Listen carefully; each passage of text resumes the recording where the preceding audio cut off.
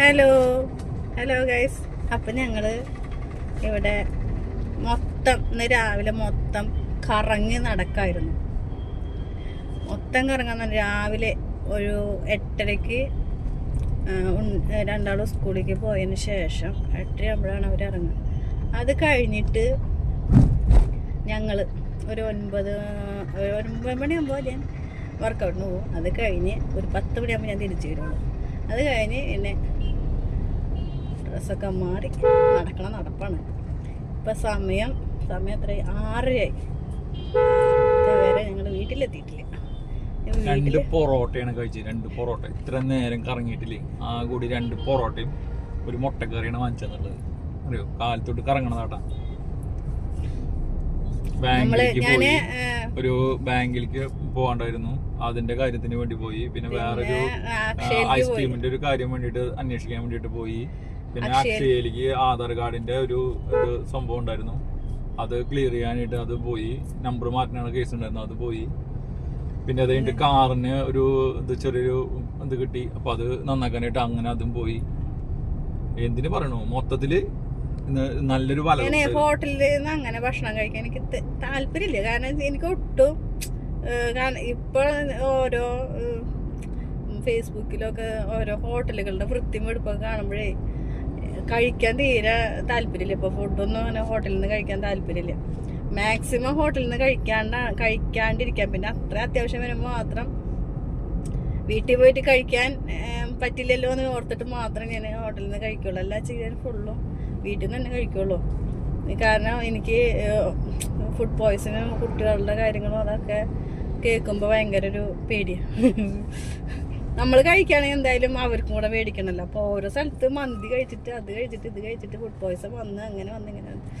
അപ്പം ഞാൻ കഴിക്കലില്ല. ഞാനും ഹോട്ടലിൽ നിന്ന് കഴിക്കാൻ എനിക്കിഷ്ടമില്ല, ഇവരെ കൊണ്ടും ഞാൻ കഴിപ്പിക്കില്ല. അതാണ് കാര്യം.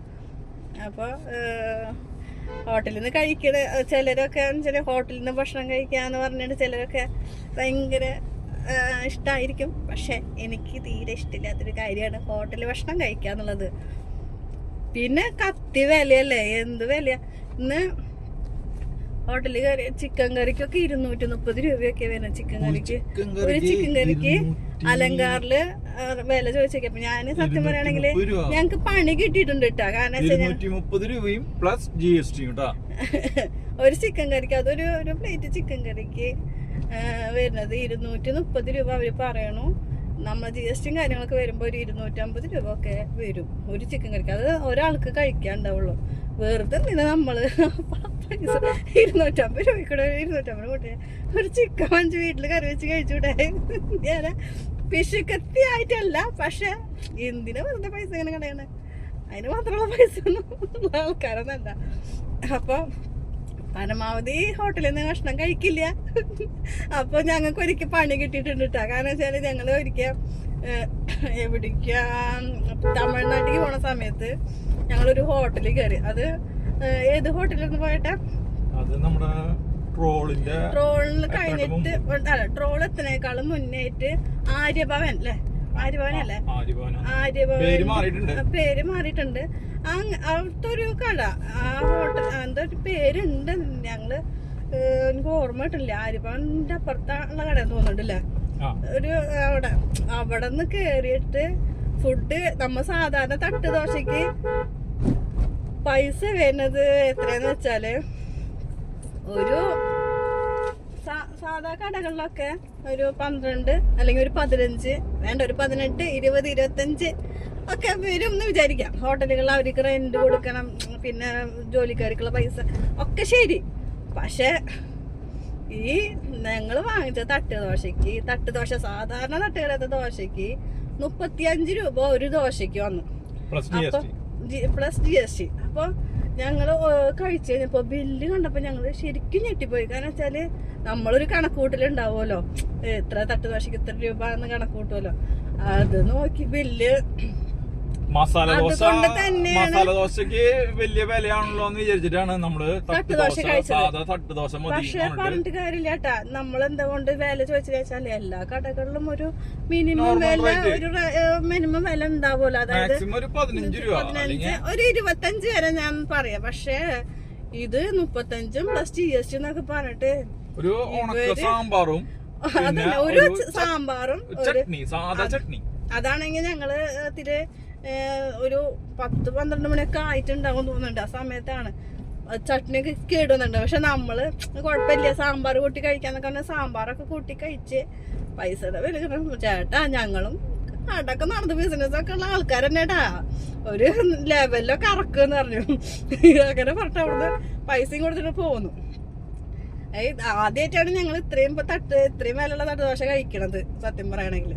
അപ്പൊ അതിനുശേഷം ഹോട്ടലിൽ ചെല്ലുമ്പോൾ ഞങ്ങൾ ജസ്റ്റ് ഒന്ന് ചോദിക്കും എത്രയാണ് വരുന്നത്. ഇനി ആ സമയത്ത് ബില്ല് കണ്ടിട്ട് ഞെട്ടരുതല്ലോ എന്ന് വിചാരിച്ചിട്ട്.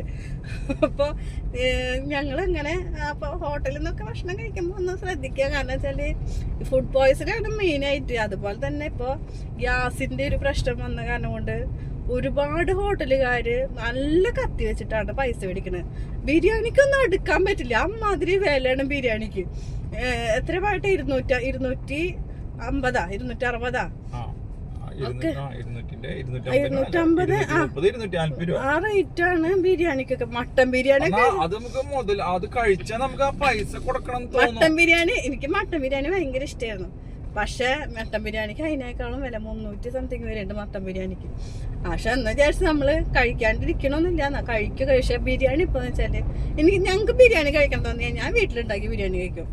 അപ്പൊ അതാവുമ്പോ എല്ലാവർക്കും കഴിക്കാലോ, പേടിക്കും വേണ്ട. അങ്ങനെയാണ് ഇപ്പൊ അങ്ങനെ പുറത്തുനിന്ന് അങ്ങനെ ഭക്ഷണം കഴിക്കാം. അപ്പൊ ഞാൻ ചേട്ടനോട് പറഞ്ഞ് നമുക്ക് വീട്ടിൽ പോയിട്ട്, ഞാൻ ചോറും കറിയൊക്കെ വെച്ചിട്ടുണ്ട്, നമുക്ക് വീട്ടിൽ പോയിട്ട് ഭക്ഷണം കഴിക്കാം. അപ്പൊ ആൾക്ക് എനിക്ക് വിശന്നിട്ട് വയ്യ, ഞാൻ ഇപ്പൊ തല കറങ്ങി വീഴും, എനിക്ക് വണ്ടി ഓടിക്കാൻ വയ്യ എന്നൊക്കെ പറഞ്ഞപ്പോൾ എന്നാ ശരി അലങ്കാരിന്ന് ഞങ്ങള് കേറി പൊറോട്ടയും കഴിച്ചു, അതുപോലെ മുട്ടക്കറി വാങ്ങിച്ചു, ചായയും കുടിച്ചു. അതേ സമയം എത്ര മണിയായി, ഞാൻ മാക്സിമം ഞാൻ വീട്ടിൽ പോയി കഴിക്കാന്ന് പറഞ്ഞ് പിടിച്ചു നിർത്തിയിട്ട് ഒരു 3:30-4 മണി ആയപ്പോഴാണ് അവിടെ പോയിട്ട് ഭക്ഷണം കഴിച്ചു കേട്ടാ. കാരണം ഇനിയും വൈകി കഴിഞ്ഞാൽ എപ്പോഴെത്താന്ന് അറിയാൻ പറ്റില്ല എന്നും പറഞ്ഞിട്ട്. അത് കഴിഞ്ഞിട്ട് ഇപ്പതേ ഞങ്ങള് വീട്ടിലേക്ക് എത്താറായി. അപ്പോൾ ഇങ്ങനെ വിശേഷങ്ങൾ ഇപ്പതേ എന്നിട്ട് പറയാം. അപ്പോൾ ഇങ്ങനെ ഓരോ വിശേഷങ്ങളായിട്ട് ഞങ്ങൾ വരാം. കുറേ വിശേഷങ്ങൾ നിങ്ങളുടെ അടുത്ത് പറയാണ്ട്, കുറേ വിശേഷങ്ങൾ ഞങ്ങൾ പറയാം. ഞങ്ങള് ഈ പ്രാവശ്യം ഒരു ഗീവ് അവേ കൊടുക്കണം ആഗ്രഹമുണ്ട്, ഗിഫ്റ്റും കാര്യങ്ങളൊക്കെ കൊടുക്കണം എന്ന് ആഗ്രഹമുണ്ട്. അപ്പൊ അതിന്റെ കാര്യങ്ങളൊക്കെ നോക്കിയിട്ട് നിക്കണത്. അപ്പൊ അത് ഞങ്ങൾ വഴിയെ പറയാം. അപ്പോൾ എല്ലാവരും ഞങ്ങളെ സപ്പോർട്ട് ചെയ്യാം, ലൈക്ക് ചെയ്യുക, കമന്റ് ചെയ്യുക.